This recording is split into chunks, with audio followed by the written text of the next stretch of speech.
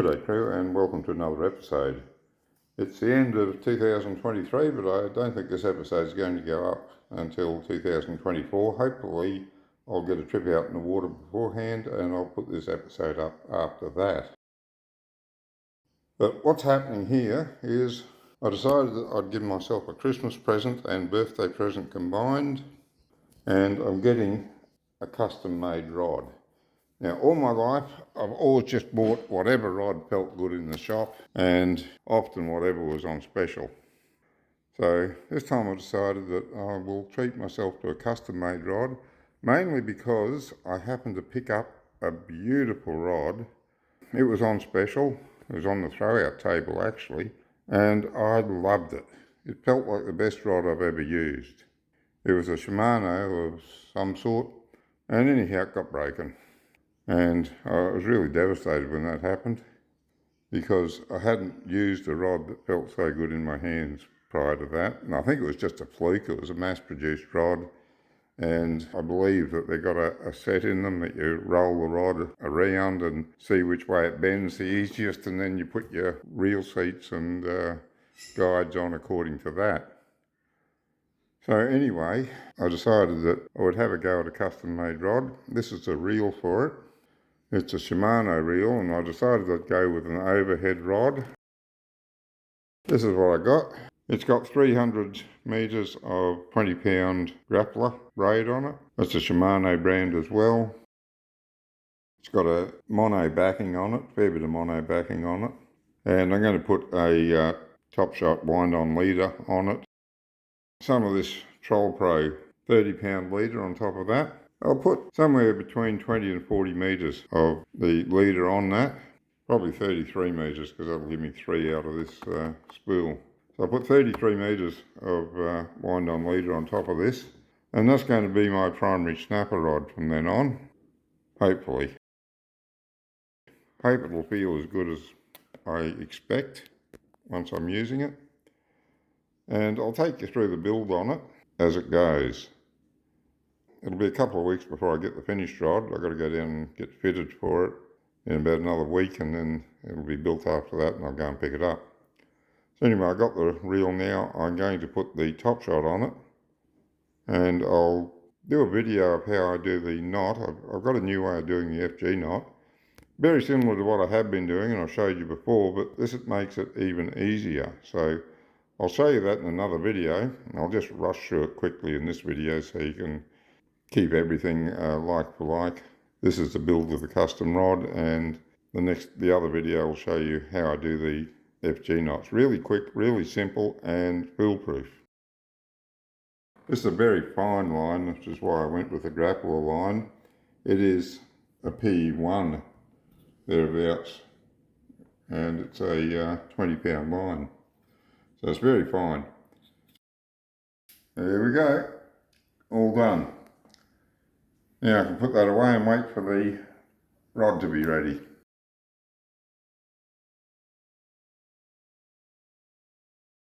Yeah, g'day guys. Welcome to Mossops Tackle Shop. A really interesting custom we made here for Paul from weFish. Contacted me and he wanted a trolling rod for the bay and a trolling rod for offshore bottom bashing as well. And that little bit of a crossover, I came up with a Gary Howard blank. It's a 10 kg blank, all Fuji guides. We only use and recommend Fuji. Underbound, double overbound, two layers of epoxy, Fuji reel seat, and this rod was made for a Torium 14 overhead, a Shimano Torium 14 overhead. So this will suit Paul very, very well in his endeavour to catch some mackerel in Moreton Bay and some bottom species up off the Cape or out at Square Patch. So interesting to see how we go. So enjoy it, Paul. Thank you.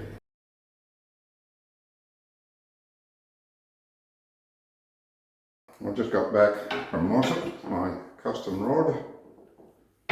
So now it's time to put the reel on it and then go down and set the drag.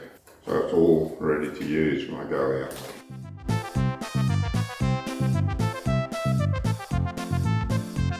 Spread this guides.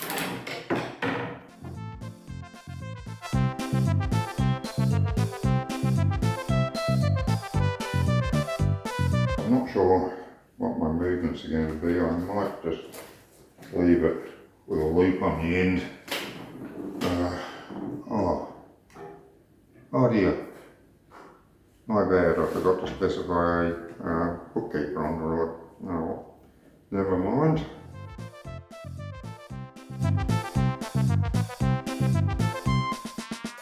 Rightio. Now I can put whatever, either a hook or a lure, depending on where I end up going first. Just in case it comes loose, put a couple of zip ties around it, and one of those will be one of the ones with the nail hole in it that I can use that as a temporary hook keeper. That will do. Trying to set the drag on this.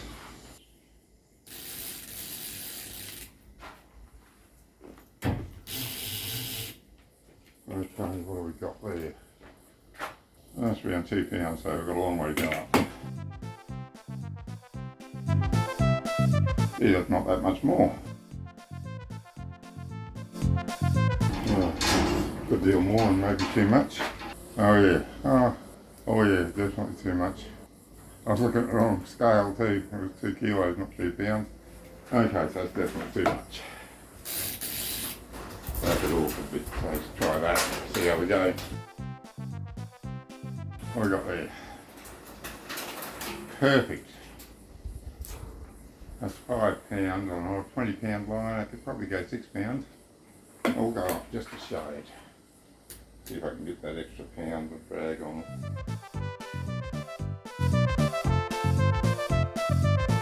That's got him. 6 pounds. 6 pounds, that's near enough. That's just under a third of the 20 pound breaking strain on the line. Bit over a quarter, so that's pretty near perfect. So I like to set it anywhere between a quarter and a third of the breaking strain of the line. This is 20 pound line. So here we go. Now a couple of zip ties around this just to hold it together. This one around the front of it. So these zip ties, they got that hole in the top of them for a nail, or yeah, I guess it's for a nail.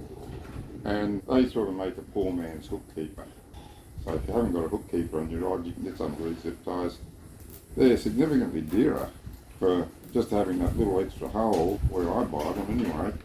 They've been significantly dearer than ordinary zip ties, but you're not buying many of them. You only want one a rod and the occasional replacement every year or two, so they're not too bad. Ideally, having a hook keeper on your rod's a better idea, I think, but if you haven't, these will work. So anyway, that's it. I just got to trim that, and that rod is serviceable. Just got to find the fish to go with it.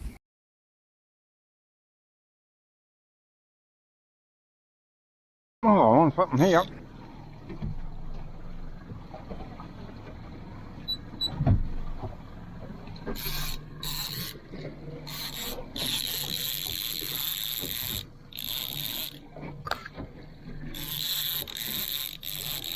Might be a good fish on my new rod. Keep an eye on where I'm going.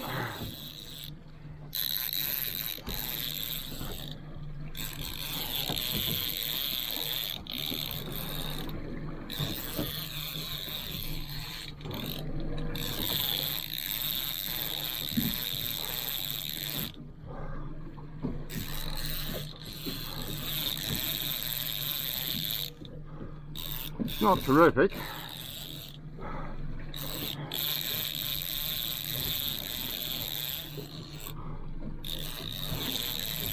Oh, what it is, not a lot of fight in it.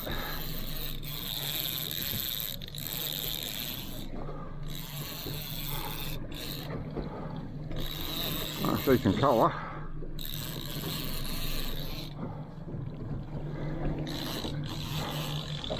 What have we got?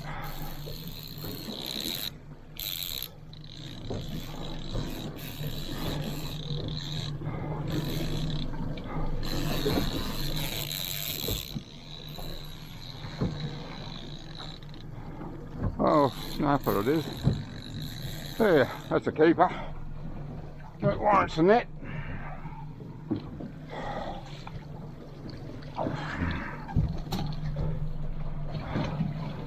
Haha, well that's a good one. A good first good fish for my new rod.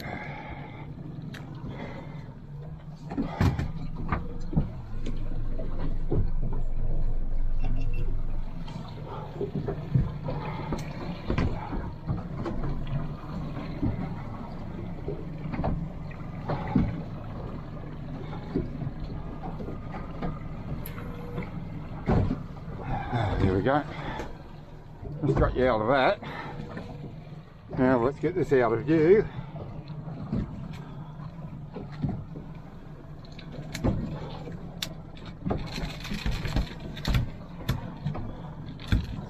Right. Now, how big are you? 51. 51, that's all right. I'll pay that.